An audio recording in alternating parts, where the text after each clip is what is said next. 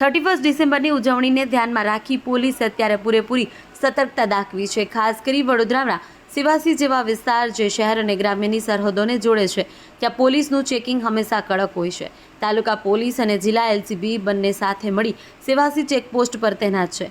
Breath એનાલાઇઝરનો ઉપયોગ કરી દારૂ પી વાહન ચલાવતા લોકોને પકડવા માટે અત્યાધુનિક મશીનો દ્વારા સ્થળ પર જ ટેસ્ટ કરવામાં આવી રહ્યું છે। તમામ વાહન ચાલકોના સામાનનું પણ ચેકિંગ કરવામાં આવી રહ્યું છે જેથી અન્ય કોઈ ગુનાહિત પ્રવૃત્તિ કે નશાબંધીનો ભંગ ન થાય।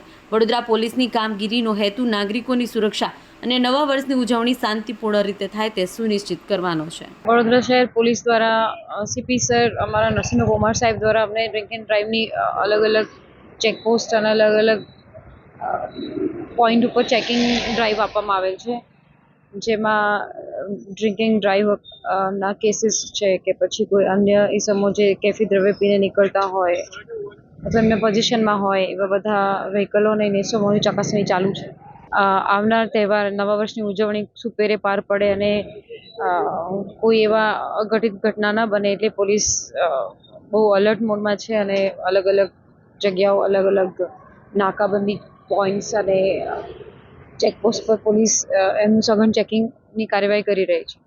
એવા કોઈ કેફી દ્રવ્યો કે નશીલા પદાર્થોનું સેવન કરીને ઇસમો જો અહીંયા છાંટા બનીને ફરે તો પોલીસ એનું સઘન ચેક કરી રહી છે।